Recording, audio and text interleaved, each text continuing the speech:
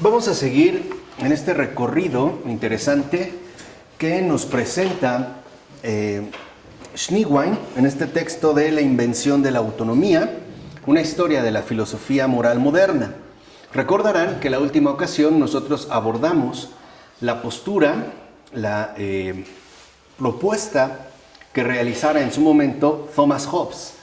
Pues ahora toca el turno a otro inglés, pero llamado Richard Cumberland.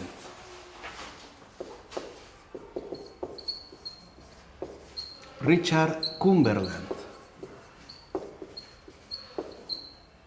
cuya fecha de nacimiento corresponde a 1631, es decir, siglo XVII, y su fallecimiento en 1718, o sea, a inicios, pues, del siglo XVIII. Richard Cumberland fue obispo de Peterborough, un obispo anglicano, hay que mencionarlo, no era precisamente un obispo católico, es decir, se trata de un obispo protestante. Pero Cumberland vio en la obra de Thomas Hobbes una profunda amenaza a la moral cristiana y a la religión cristiana. De hecho, denominaba a la filosofía de Hobbes como un conjunto de inicuas, dañinas doctrinas. Por eso, en 1672, va a escribir su obra fundamental titulada De Legibus Naturae, o la ley de la ley natural.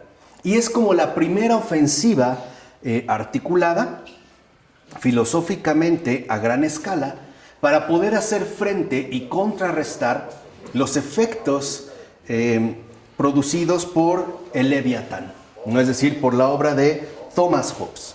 Y para poder lograrlo, Cumberland va a tratar de elaborar una nueva teoría acerca de la moralidad. Ese es pues como el centro medular en el cual Cumberland realizará su respectiva elaboración filosófica, en torno pues a la elaboración de una nueva teoría de la moralidad. Y Cumberland lo que intentó articular es el hecho de que el núcleo más esencial de la moralidad es el amor.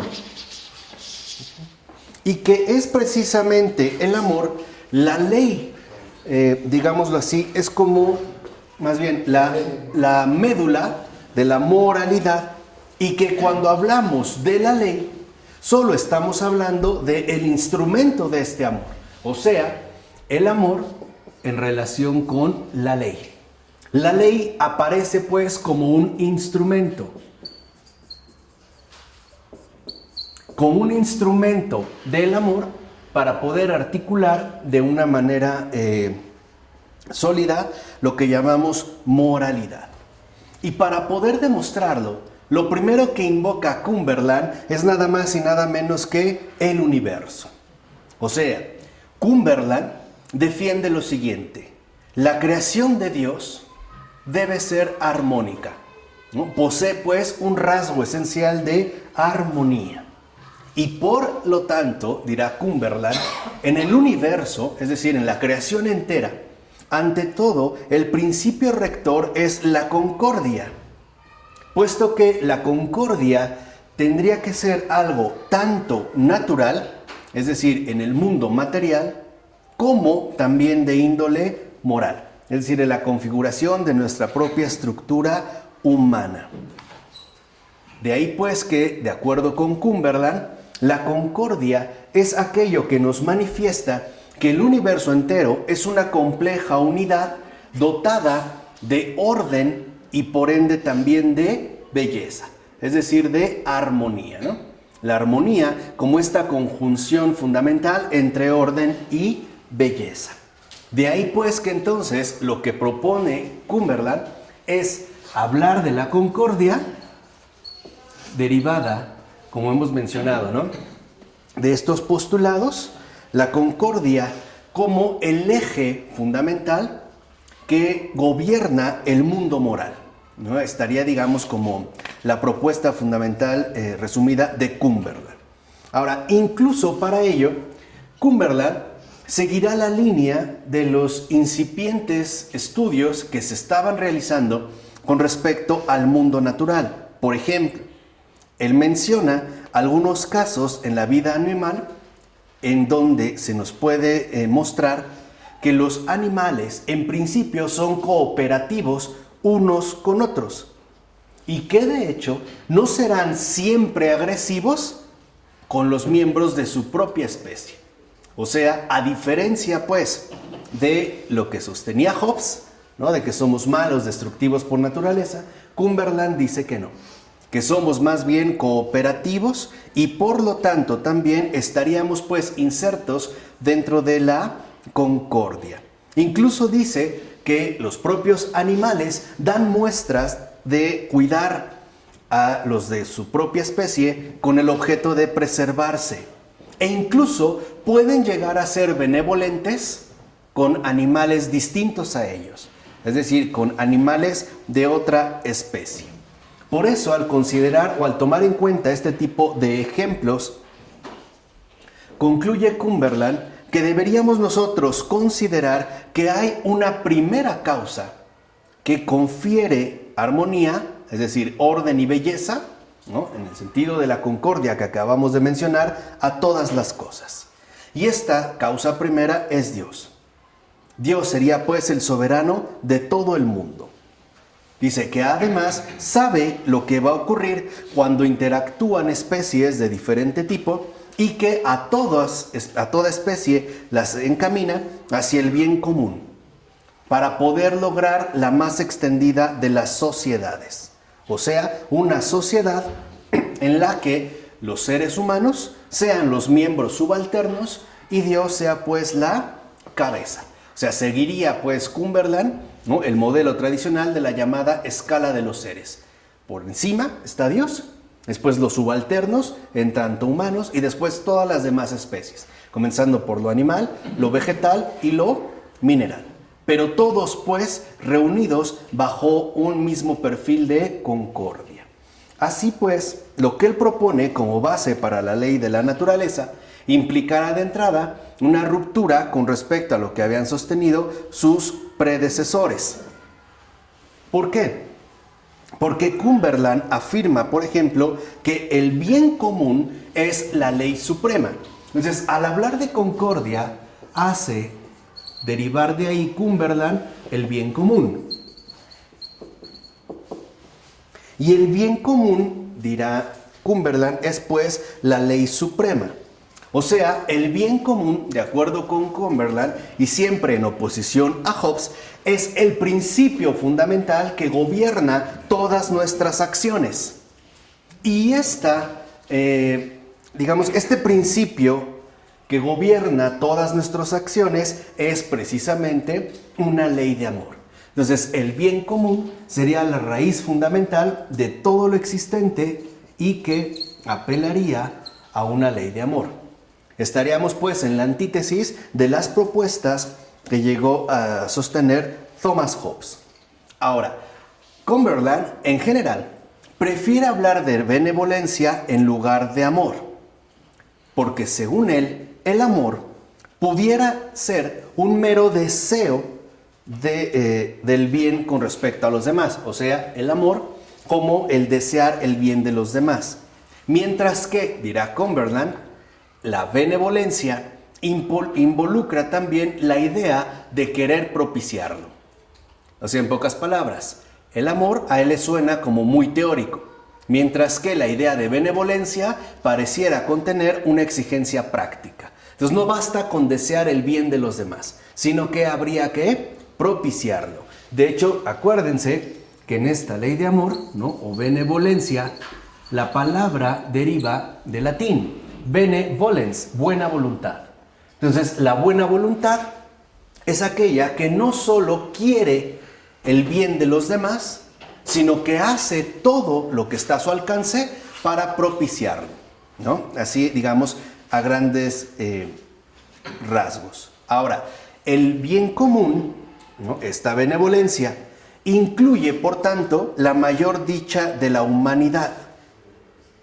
Y por supuesto el honrar a Dios, que sería preferible a cualquier otra cosa. Aquí todo parece ir bien, ¿no? Suena bien. Bueno, no nos dejemos engañar. Se empieza bien la cosa con Cumberland.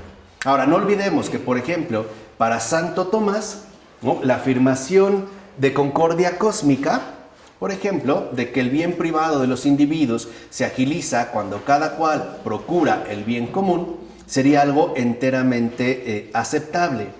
No obstante, y ojo, cuando, por ejemplo, Santo Tomás de Aquino y Cumberland están convencidos de que la primera ley de la naturaleza es procurar el bien siempre común y rehuir del mal, no están afirmando exactamente lo mismo.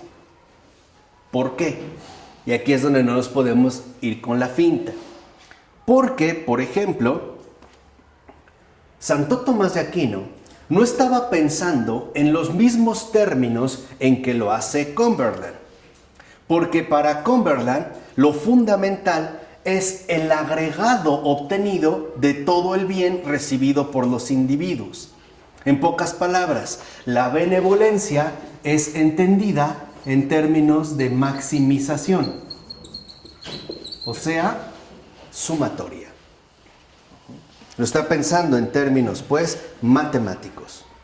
Es esta la idea original que aparece en Cumberland.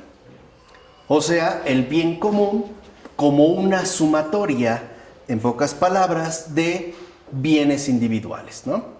De manera, pues, conjunta. En pocas palabras, para Cumberland, lo fundamental es que entendamos el bien en términos cuantitativos, en términos sumatorios, o si lo prefieren ver de esta manera, en términos matemáticos.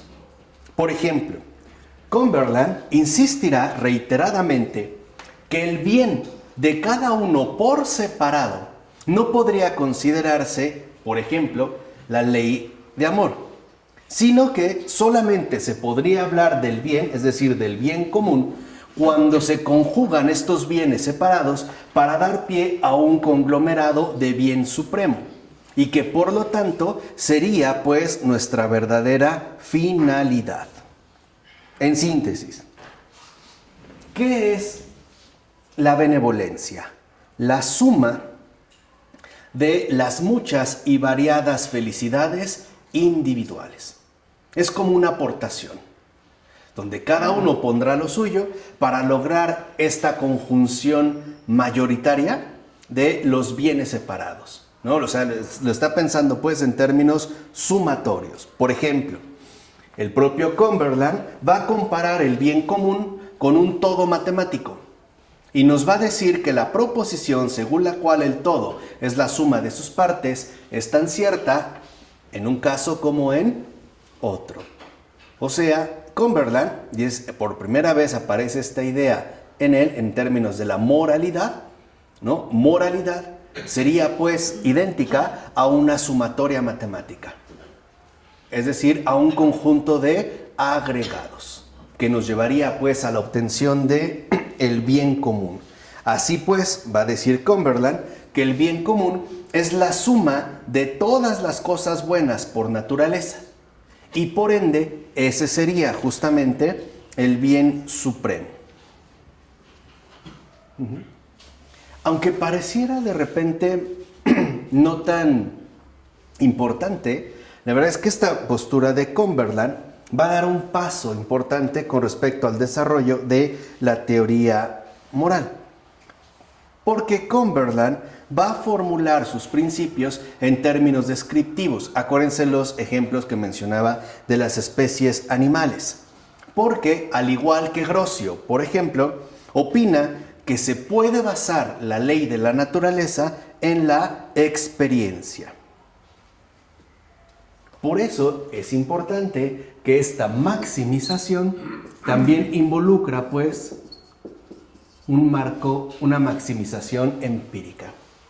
Es tanto como suponer que si nosotros quisiéramos hacer una camisa enorme capaz de cubrirnos a todos, pues cada uno se quita su camisa, para coserla y entonces construiríamos la gran camisa. Resultado de la suma de nuestras camisitas individuales, ¿no? Por ponerlo un poco en estos términos.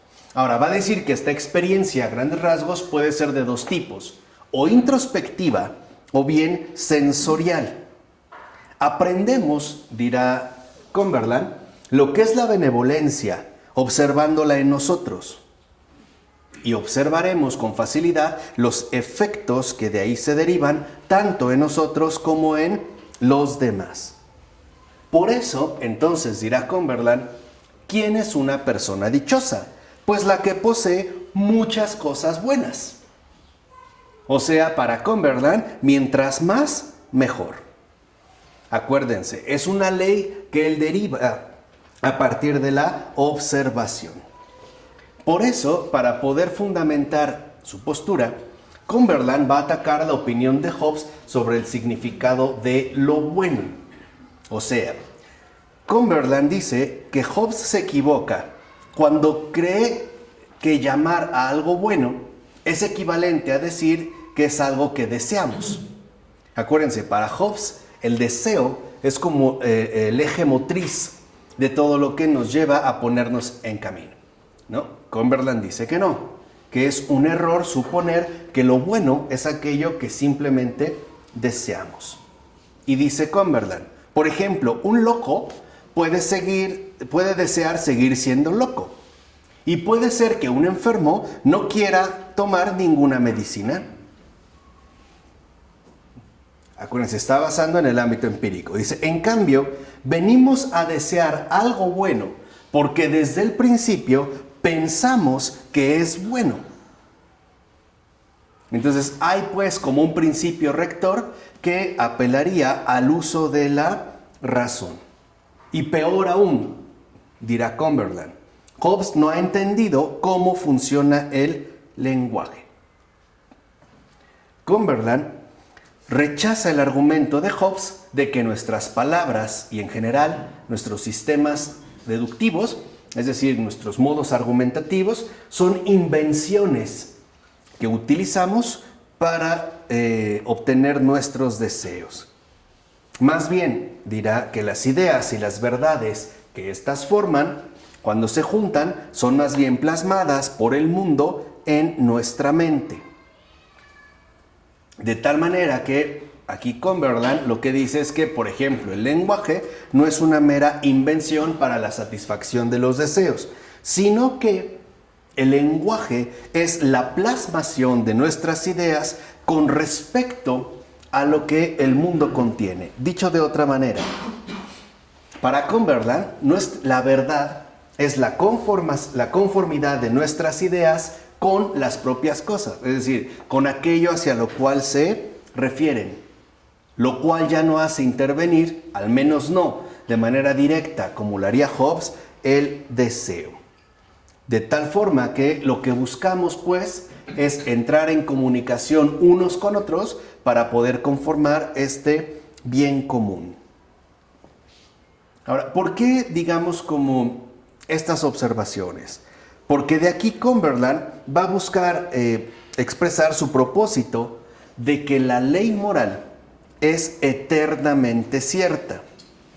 E incluso Cumberland considerará que la experiencia nos permite sentar verdades morales que son tan necesarias como de hecho lo serían las verdades matemáticas. De este modo, la propia experiencia sería capaz de enseñarnos estas verdades necesarias. Está pues moviéndose, como hace rato lo mencionamos, en el ámbito empírico. ¿Y por qué necesita esto Cumberland? ¿Por qué necesita pues establecer un principio sobre la moralidad que sea sobre todo necesario y eternamente cierto? Para poder llevar a cabo la negación voluntarista de Hobbes de que Dios y nosotros conformamos una sola comunidad moral. Es decir, lo que Cumberland en este caso está buscando es no suponer que nosotros nos reunimos únicamente por fines egoístas, sino más bien en torno a la benevolencia, cuya maximización, como en efecto, de acuerdo a Cumberland, puede apreciarse, sería también de índole empírica. Porque, de no ser así, dirá Cumberland, no podríamos hablar de una comunidad unida por una ley del amor. Y tampoco podríamos hablar de una comunidad unida por la ley del amor, donde Dios sería pues el punto fundamental. Además, dirá Cumberland, podemos saber más de Dios por la experiencia que no sea solamente que existe y que creó el universo. O sea, por la experiencia, dirá Cumberland, nosotros también podemos aprender su moralidad. Esto significa que no debemos apelar, por ejemplo, a ideas innatas, o sea, que ya las traemos, ¿no?, en la mente, pero tampoco apelar a la metafísica. Todo basta con que se determine al ámbito necesariamente empírico. Es decir, a lo que podemos nosotros observar y también en este caso apreciar. Y uno de de los puntos centrales de Cumberland es que la ciencia moderna ha logrado establecer las leyes geométricas que son necesarias al universo. Bueno, dirá Cumberland, exactamente lo mismo se puede hacer, pero en el ámbito de lo moral. ¿De qué va a concluir de aquí Cumberland?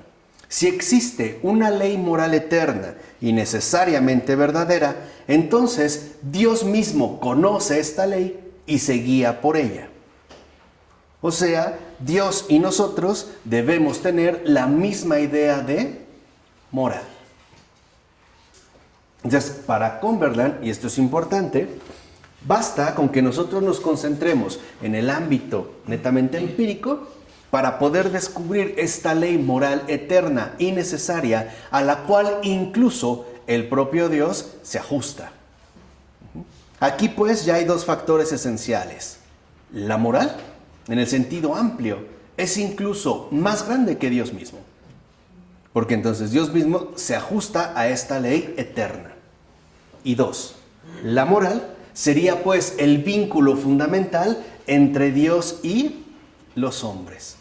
Por resumirlo de otra manera, para Cumberland, como buen protestante, lo que nos une a Dios es la moral, no la santidad. Y por lo tanto hay que ser buenos. Y ya no necesariamente santos. ¿Se entiende? Aquí ya empieza pues, ¿no?, como ir hacia otro lado. Ahora, va a decir, la transición de esta ley descriptiva a la prescripción moral reviste dos aspectos. El primero es psicológico. Según Cumberland, nosotros vamos progresando naturalmente de lo que es el deseo predominante de nuestro propio bien al de ser primordialmente benevolentes y por ende pasar al deseo del bien de todos. ¿No? En pocas palabras, empezamos deseando lo que nos satisface para después ir evolucionando moralmente en términos de benevolencia. Ya no solo quiero algo bueno para mí, sino que también poco a poco querré algo bueno para todos los demás. Esa, va a decir Cumberland, es el primer aspecto. El otro es de tipo conceptual. ¿A qué se refiere? Actuar tal y como lo deseamos no es todavía actuar de manera moralmente buena, aun si somos benevolentes. En pocas palabras, Cumberland explicará la relación de obligación que nos vincula a la voluntad de Dios para mostrarnos cómo es pues que se impone la moral. Entonces, aquí sí lo vemos, Cumberland, al tratar de refutar la postura de Hobbes, incurre cada vez más en un exceso importante. Somos enteramente ¿qué? Morales. Buenos. Morales. Y es la propia moralidad empíricamente concebida la que irá evolucionando hasta que alcancemos por fin el bien común. O sea, nada de gracia. Sí, pero habló también del amor. Nada, ahorita vamos a verlo. Por eso él habla de la ley de amor, que sería la base sustancial del bien común. Lo que nos tendríamos que preguntar es de qué amor se trata. Y ahorita lo vamos a ¿Cómo es descubrir. este amor? Claro, ahorita lo vamos a descubrir. Contradice completamente al apóstol Juan. Claro. A la Trinidad. Exacto, va totalmente en contra. Entonces, lo que aquí se está proponiendo, en pocas palabras, es lo siguiente. Lo que se está proponiendo, y esa es como su novedad con respecto a la teoría de la moral, es una evolución moral. O bien habla de una moralidad en evolución. O sea, somos buenos y poco a poco, gradualmente, seremos más buenos. Acuérdense, se trata de una ¿qué? Maximización. Y en la adquisición gradual o evolutiva de este ascenso o perfeccionamiento moral, la gracia ya no jugará ningún papel. ¿Pero dónde dijo él eso? Es en su obra, de ¿Dónde dijo Legibus que la gracia Naturae. no juega papel? ¿Mm? ¿Cómo dijo que la gracia no juega papel? Desde el hecho de que nos culmina, como nosotros lo dijimos, a la observación enteramente empírica. Y al decir que podemos extraer de la naturaleza la ley moral que es en efecto y de manera absoluta necesaria. O sea, ya no habría que pensar en términos de trascendencia. Sería pues un pensador de la inmanencia. Todo se puede obtener en este caso desde acá. Entonces, esto, digamos, es como un efecto por intentar oponerse de una manera frontal a Hobbes. Mientras que para Hobbes somos enteramente malos, para Cumberland somos enteramente buenos. Mientras que para Hobbes la evolución es hacia lo peor, para Cumberland la evolución es hacia lo mejor, pero sin gracia. Es decir, sin intervención alguna de lo sobrenatural. E incluso dice Cumberland que no es difícil observar, otra vez en términos empíricos, que la gente siente una fuerte inclinación natural a ser benevolente con los demás. Dice, y esto no se puede rebatir observando, por ejemplo, que los niños aún no lo son. Porque según Cumberland, solo veremos la verdadera naturaleza de una persona moralmente madura en el caso del adulto. Es decir, aquel que ya se vale de la razón. De tal manera, dirá Cumberland, que no es verdad que solo ayudamos a los demás por interés, o sea, para tratar de obtener algo a cambio, sino que el desempeño propio de la benevolencia es aquello que constituye nuestra parte central de felicidad. Ahora, toda vez que no puede haber mayores receptores de beneficios que Dios, al que puede honrarse, y los seres humanos, cuya suerte puede mejorarse, entonces no hay nada que nos exija más, precisamente, la consecución, es decir, la benevolencia. En pocas palabras, hacer el bien a los demás por benevolencia es lo que nos hace más felices. Ser más buenos es a su vez lo que nos hará pues más felices. De tal forma que lo que nos permite y a final de cuentas nos obliga a pasar del estrecho interés personal a la benevolencia sería pues el elemento más básico de nuestra motivación. Entonces, para él, cuando yo hago el bien con los demás, la misma obra inmanente es la que me hace feliz. Claro. Sí, pero en la catolicidad, cuando tú haces el bien con los demás, es la obediencia a la voz de Dios la que te está purificando. Claro. Esa es la gran diferencia. Claro. Ese es, digamos, ¿no?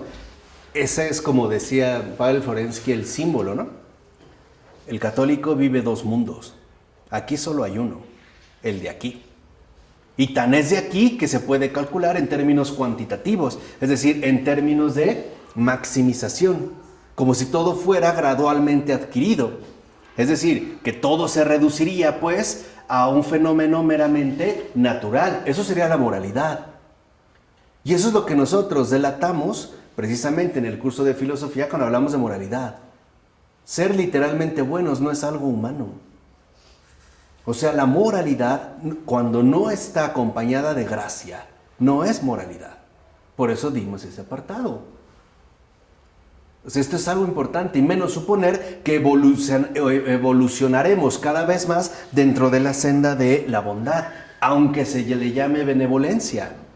Si no, uno puede consultar el libro reciente de este filósofo católico, aún vivo, aunque ya mayor, llamado Robert Spemann, que en efecto se llama Benevolencia. Y valdría la pena que lo leyeran y que le echaran un ojito, para que vean cómo hablar de benevolencia, es decir, una buena voluntad, es aquella que, en primer lugar, está dispuesta a sacrificar sus propios deseos. Y dos, dispuesta a querer siempre lo mejor. Es decir, aquello que Dios ofrece, ¿no? Esta sería, pues, en términos generales, la dinámica. O sea, no podemos hablar de una benevolencia enteramente humana. O pues, dicho de otra manera, no podríamos hablar de una moralidad enteramente natural. ¿Sí se entiende como el punto al que aquí queremos nosotros referirnos? Así va a hablar entonces Cumberland de que cada vez que actuamos por cierto motivo, o bien lo hacemos por rehuir de un mal, o bien por obtener algún bien. Y lo hacemos porque creemos que eso es bueno. De tal manera que entonces, ¿qué es esta ley de amor?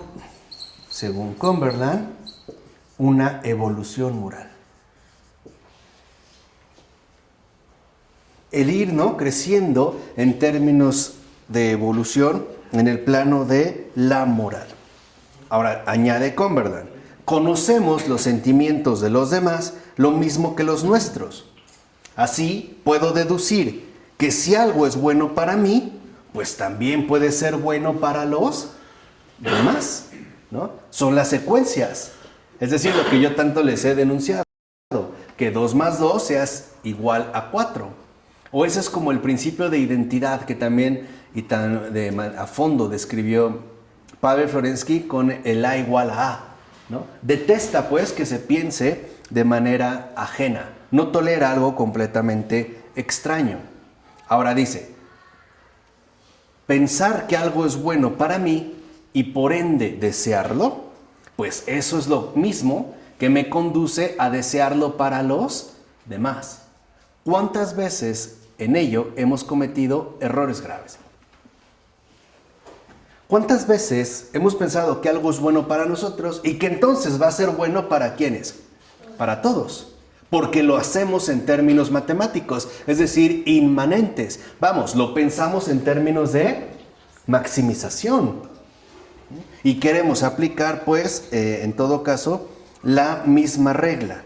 Dirá, así lo que a nosotros nos importa, ¿no?, contrariamente a Hobbes, es solamente qué tanto bien podemos brindar, independientemente de quién vaya a beneficiarse de ello. Ojalá los presidentes pensaran así, cuando sabemos que la realidad no es así. Entonces, la razón, en pocas palabras, puede demostrarnos que el bien de todos es mayor que el propio bien. Incluso en términos, dijimos, sumatorios matemáticos. La razón, pues, es la que nos indica cuál es el mejor objetivo y el más necesario para cualquier hombre, ¿no? Hobbes, dirá Cumberland, se equivoca al pensar que la razón es solo un explorador de los deseos. No, conocer el bien nos lleva a desear nuevos objetivos. Es decir, la razón nos conducirá necesariamente a la evolución moral que en efecto culmina en el bien común. Ahora, yo aquí quiero hacer un breve paréntesis, porque el apartado es más largo, pero la escuela de Chicago, es decir, el laboratorio del neoliberalismo, siguen este mismo principio de maximización. Por ejemplo, ellos defienden una teoría que se llama trickle down y que podríamos traducir simple y sencillamente goteo, por goteo. De acuerdo con el neoliberalismo, se trata de exacerbar las diferencias lo máximo posible. En términos simples y no tan técnicamente económicos, lo que ellos dicen es que los ricos tienen que ser cada vez más ricos. De tal manera que esa hiperriqueza empiece como a derramarse sobre los otros estratos inferiores. Claro que no será cubetazo, sino que será por goteo. De tal manera que entonces, mientras más rica sea una persona, mayor beneficios podrá aportar a todos que los demás. Y mucha gente está convencida de ello. Esa es una, por ejemplo, de las posturas, ¿no?, más radicales del neoliberalismo. O sea que aquí tiene que haber una mayor evolución, ya no moral, sino económica, para los ricos, para que sean hiperricos, de tal manera que esta maximización, incluso en términos empíricos, se pueda ver reflejada en todo el conjunto. Un poco, no sé si han visto estos, no sé cómo llamarle, ritos, celebraciones, extravagancias o simple y sencillamente tonterías, donde hacen una especie de pirámide de copas. Y al final hay una. Bueno, echan la champaña o la bebida, se llena y esta empieza a derramarse sobre ¿qué? Lo demás. Así lo piensen. Ese es el trickle down. Cuando sabemos que incluso en términos empíricos eso jamás ha sucedido. Porque es como querer empapar un volcán con un gotero. Esa gotita se evapora y jamás llega a donde supuestamente tendría que llegar. Esa es la justificación económica de la protección realizada por los hiperricos en su lobby de Chicago, ¿no? En la Universidad de Chicago. Se sabe que de ahí proviene, ¿no? Ahora, es importante aquí mencionar esto porque estos, digamos, planteamientos de maximización, aún planteados en términos de benevolencia y que pueden resultarnos como muy sugerentes, se basan en un error. ¿Cuál es? El hecho de que, por ejemplo, Cumberland considera que el mandamiento de amor nos dice que amemos a los demás como a nosotros mismos. Ahora, dice, perdura una tradición de pensamiento para el cual esta sentencia significa que primariamente debemos procurar el bien de forma constante y prudente partiendo de nuestro propio caso. Y solo después seremos capaces de garantizarlo en los demás. En pocas palabras, primero tengo que ser feliz yo para que pueda ser felices a los demás. Es lo mismo que seguimos pensando en la maximización. Primero tienes que estar bien tú, ¿no? Para que puedas, ¿no?, beneficiar a los demás. Primero tienes que tener tú para que puedas ayudar a los demás, etc. Es exactamente la misma línea. Ahora, ¿eso es de verdad lo que nos señala la ley del amor? No, es renuncia. Exactamente. No acumulación, no maximización, sino reducción, kenosis, abajamiento, descenso. O sea, de entrada lo primero que podríamos preguntarnos es, señor Cumberland, ¿por qué llamarle ley del amor? ¿Y humildad? ¿Por qué querer engañarnos de esta manera? Y sobre todo presentándola como una moralidad, ¿no?, prácticamente evidente. Entonces, lo primero es acrecentar el propio bien para después, ¿no?, promover este bien en todos los demás. Y dice Cumberland, la ley de naturaleza, pues, nos pide que amemos con perfección para que contribuyamos con nuestra parte y fomentemos el más grande bien. Además de amar con la mayor perfección posible, desearemos lo mismo que Dios. Esto significa, ¿no?, en pocas palabras, obedecer la ley por completo, es decir, hacer la voluntad de Dios. Eso es un rasgo típicamente protestante. Para un protestante, la bendición de Dios en su vida se ve a partir del enriquecimiento, sobre todo material, que es lo que les va a permitir precisamente ayudar a ¿quién? A todos los demás. O sea, primero debo de tener como condición necesaria para amar. En este caso, el protestantismo y el neoliberalismo se llevan bien, ¿eh? Vamos, se rigen pues bajo los mismos principios. Ahora, dirá Cumberland, la moralidad requiere que haya leyes que dirijan nuestras acciones. pero habrá que distinguir entre bien natural y bien moral. La idea, dirá él, que tenemos de ley procede de saber qué ayuda y qué daña las cosas. Aquí vemos que la noción de bien moral hace referencia a una ley. O sea, la bondad moral únicamente es atribuible a actos y costumbres de agentes racionales. Entonces, ¿qué significa ser bueno? En pocas palabras, fomentar o maximizar el propio bienestar para después de ahí poder transmitirlo a los demás. Ahora, si esto es así, supondrá, dirá Cumberland, que la ley supone la existencia de un superior. Este superior, en principio, es Dios, que sería el máximo legislador. ¿Y qué nos dice? Que actuemos para maximizar el bien común. O sea, que actuemos para poder alcanzar el máximo bien de todo el conjunto. Entonces, la obligación de la ley no proviene solo de que Dios nos la diga, sino de que es enteramente concordante con la obtención de nuestros propios fines. De tal manera que podemos conocer la verdad por experiencia, ya no por revelación. Ya no se necesita que me la revelen, que me abran el entendimiento, ¿no? Ya no necesitamos, pues, una revelación. Basta con atenernos a la experiencia.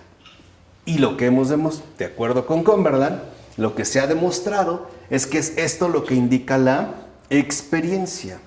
Y puesto que tenemos también por experiencia los fines, entonces la verdad se va a reducir a una cuestión netamente práctica, es decir, empírica. ¿Quieren traducirlo en otros términos? ¿Cómo se demuestra empíricamente que estás en el bien? Por cómo te va en la vida. ¿Has logrado, ¿no?, maximizar tu propio beneficio, por ejemplo, económico? ¿Vas bien? E incluso es lo que te va a conducir a una mayor evolución que moral, cuando hoy es evidente, empíricamente, que esto nunca ha sido así. Piensen en Balzac. Balzac tenía un solo enemigo, ¿no? Y se ve en todas sus novelas, el dinero. Y Balzac se dio perfectamente bien cuenta de que el dinero, por lo menos, compromete la moral. Porque es más fácil caer en corrupción que en perfección. Ese es el riesgo. Lo cual involucraría un ejercicio profundo de virtudes, cosa que en las obras de Balzac no aparece. Y a mí me parece que tiene razón, porque lo está tratando de plantear en términos de un retrato descriptivo de la sociedad, es decir, en términos inmanentes. Aquel que puede escapar a los influjos, ¿cómo decirlo?, terrenales del dinero sería el santo, ¿no? El santo no influye si tiene o no tiene dinero, pues lo que quiero decir. Pero esta figura, en el caso de Balzac, está ausente y no es por casualidad. Por eso su obra completa, ¿cómo se llama? ¿Alguien me puede decir? Ay, qué bien andamos, ¿eh? ¿No le tituló La comedia humana? Es la comedia humana, es un montón, más de 1000 personajes dentro que luego se encuentran en uno y en otro, y una cuestión de... Y que aparte él dijo, ¿no? Toda mi obra está al servicio de la Iglesia Católica. Él era católico. Y creo, a veces de verdad, es curioso que ni siquiera los católicos lo sabemos leer y comprender. O sea, pareciera que fueran bichos raros que no tienen nada en común con nosotros. Ahora, habrá pues, dirá también Cumberland, dentro de esta estructura organizada, sanciones. Si hay una ley, hay una legislación, también habrá sanciones. Y va a decir, las sanciones tienen dos funciones. La primera, persuadirnos de que hagamos lo que Dios manda, porque aun cuando no logramos percibir que luchar por el bien común es lo que más conviene al propio bien, las amenazas de castigo y las propuestas de recompensas sí las podemos entender. En pocas palabras, las sanciones hacen necesario que se haga aquello que de fondo va a contribuir al bien propio. Y eso es lo que Dios nos pide. Sería pues como esta línea, ¿no? La segunda es mostrarnos pues de que las sanciones van a estar presentes en toda nuestra vida terrenal. No necesitamos esperarlas para después de la muerte. Dirá Cumberland. Así como la mala salud es el castigo a la glotonería y a la embriaguez, igualmente la felicidad recompensa que hayamos ejercido benévolamente nuestras capacidades para ser felices a los demás. Así entonces, lo que nosotros veremos es que en pocas palabras, la benevolencia es autorrecompensante. ¿Qué es en pocas palabras? Egoísmo. Orgullo, sí. Es orgullo. Sí. Es egoísmo. Es consecuencia de cancelar los sacramentos y la cruz, Marco. Claro. Cuando se cancelan los sacramentos, se cancela la cruz, ya no hay gracia. Claro. Por eso es la ausencia de gracia. ¿Qué se revela? La asunción sistemática del egoísmo. Esa es la aportación radical en el avance de la autonomía. La autonomía es la autoexaltación, pero disfrazada del bienestar general. Es esto. Y este es el paso importante en el planteamiento de Cumberland. Es un egoísmo simulado de maximización benéfica. Vamos, es una mentira. Es una mentira. Y él es el primero, pues, que va a proponer precisamente esta línea. De tal forma, incluso, que él va a decir que nuestro propio desarrollo moral nos lleva de un egoísmo profano y estrecho de miras a un amor razonable por todo lo bueno. Y es lo que nos enseña, pues, lo que Dios quiere de nosotros. Vean aquí ya, digamos, como ¿Qué es el amor razonable? ¿Qué es el amor razonable? La obtención del máximo beneficio propio, ¿no? Y de los demás. Entonces, ¿qué es literalmente el bien común? Es una autorrecompensa, es una autoexaltación, es pues, en pocas palabras, ¿no? Un egoísmo. Por eso va a decir, fíjense, que la libertad no requiere la facultad de hacer algo mejor o peor, ni tampoco la falta de determinación de parte del bien recibido. No, ¿qué es la libertad? Es la facultad que tenemos de actuar lo mejor posible, según el propio criterio. O sea, hágalo usted mismo. No necesita un consejero, alguien que lo ayude, ¿no? Una inspiración divina, su ángel de la guarda, y mucho menos una plática edificante. Usted lo puede realizar. Actuar libremente significa hacer todo lo que estamos obligados a hacer para procurar el bien máximo.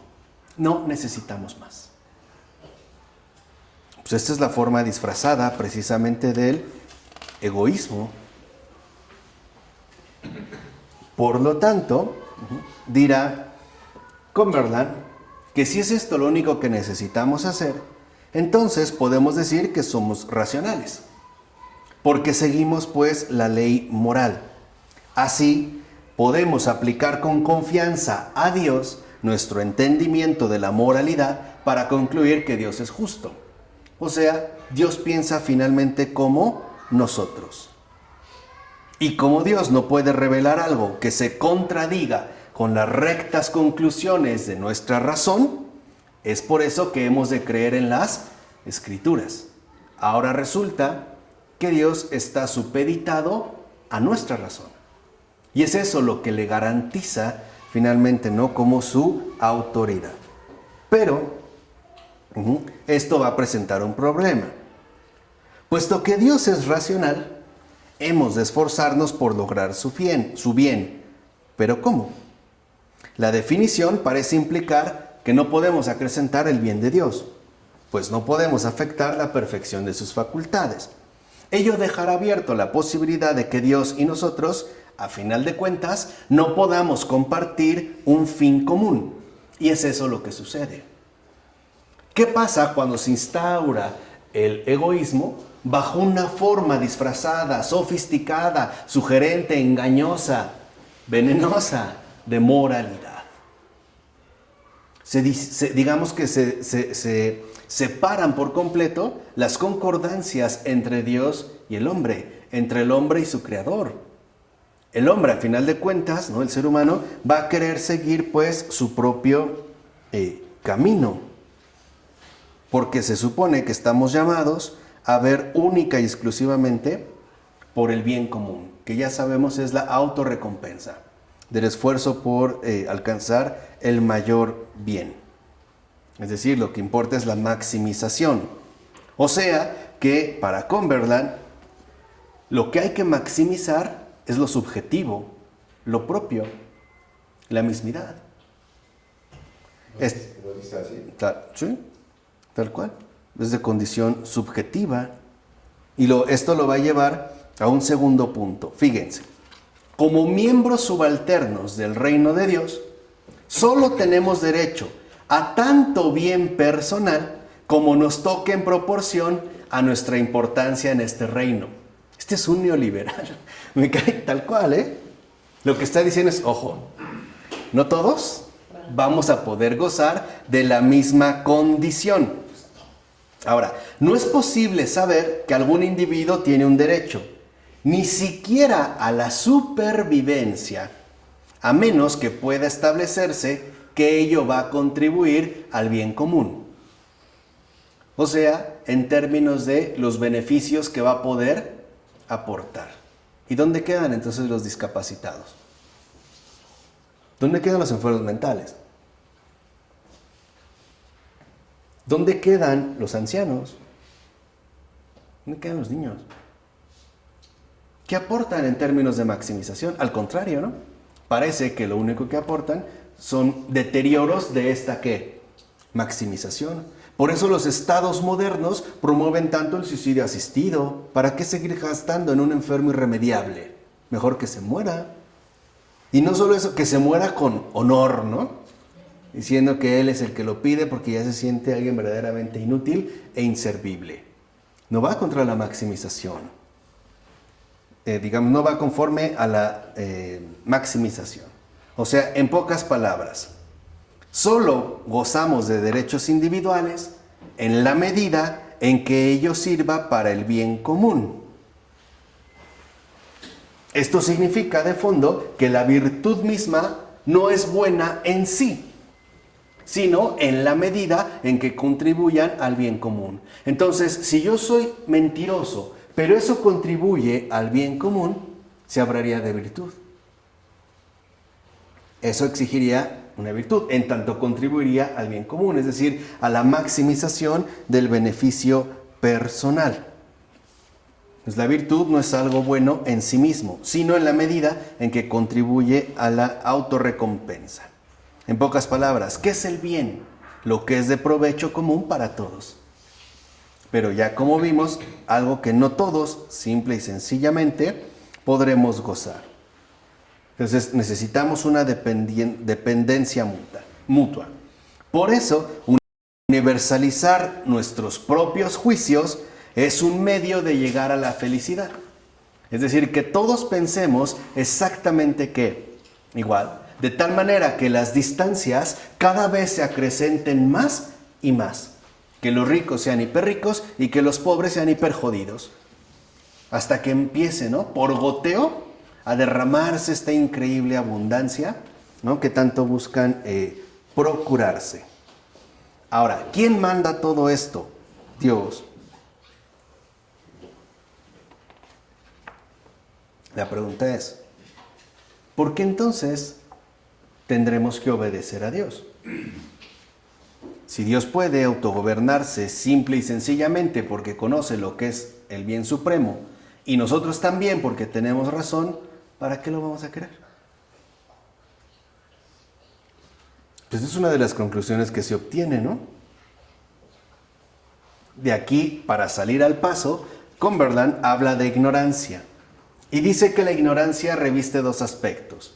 Necesitamos la orientación de Dios para decirnos en qué consiste el bien supremo y que nuestro propio bien es inseparable de éste. La maldad del mundo podría engañarnos y llevarnos a pensar que no es la voluntad de Dios que todos los seres racionales sean felices. Pero incluso si no incurrimos en este error, no tenemos el conocimiento suficiente para entender los planes de Dios. Por eso tendremos que obedecer las leyes que Dios nos ha dado, no porque Él y éstas sean inexplicables, sino porque es limitada nuestra capacidad de comprensión. Dice Cumberland, no puede esperarse de los obreros que entiendan el plan del arquitecto. O sea, debemos de someternos pues a este tipo de exigencias. De tal manera que lo único que nos corresponde es una obediencia a esto que él llama pues Dios. Pero hay algo más. ¿Por qué el bien supremo de todo ser racional no interesa a muchos de nosotros? Vamos, ¿por qué no somos tan buenos? O, por seguir los términos de Cumberland, ¿por qué al parecer no todos hemos experimentado la evolución moral? No, ese sería como un punto. Cumberland, para hablar de ello, ya no recurre al pecado original, aunque su respuesta no nos lleva muy lejos de él. Él dice, ignoramos todo de la ley de la naturaleza y no llegamos a cumplir con ella porque somos testarudos e irreflexivos. O sea, es por una condición meramente natural. Nos negamos a volver nuestra atención hacia la mejor forma de alcanzar nuestros fines y además las pasiones turbulentas nos distraen. Admitir que sabemos de la preocupante y descomunal maldad que hay en el mundo sugiere que la evidencia de que Dios quiere la felicidad de todos no es algo uniforme. O sea, no pensamos de manera adecuada, además de que somos testarudos y no somos capaces de ajustar nuestro deseo al conocimiento, tal como lo sugiere el proyecto de la evolución moral. En pocas palabras, no hay pecado original, sino ignorancia humana. No hemos entendido, dice Cumberland, que depender unos de otros es lo que nos lleva a esa maximización que llamamos, pues, bien común. Por lo tanto, la recta razón mandará que los bienes que Dios nos dio en común sean repartidos y asignados a propietarios específicos y a su posteridad, o sea, no todos, no solamente algunos. Pero él nunca va a decir cómo es que deberá llevarse a cabo esta repartición, ni quiénes tendrían estos derechos. Lo que podemos suponer es que aquellos que crezcan más en la evolución moral, es decir, los que finalmente, ¿no?, se apeguen de lleno al mero ¿qué?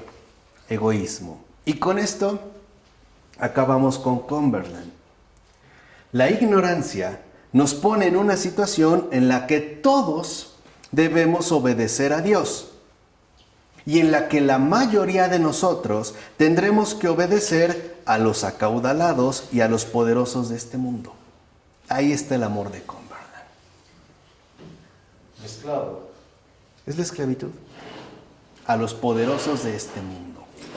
Entonces, cuando Cumberland habla de Dios, ya sabemos de quién está hablando. Del mundo.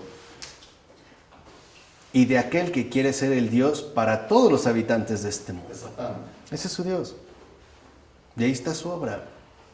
Y es una obra tan sofisticada, tan sugerente, tan incluso podemos decirlo así, atractiva, como toda buena tentación, que se hace pasar por una gran ¿qué? Moralidad. Tú pregúntale a un verdadero neoliberalista si está haciendo un gran bien. Y de verdad, de todo convencimiento te dirá que sí. Que es el único camino que uno puede recorrer para alcanzar la felicidad general de todos los habitantes de esta tierra. Entonces, ¿qué es la moralidad para Cumberland? Arrodillarse ante los poderosos de este mundo. Hacer lo que Satán le dijo a Jesús. ¿No? Ya, para acabar pronto, ¿no? Te daré todos los reinos de este mundo si te arrodillas y me adoras. Cumberland y sus seguidores sí le hicieron caso. En nombre del Padre, del Hijo, del Espíritu Santo. Amén.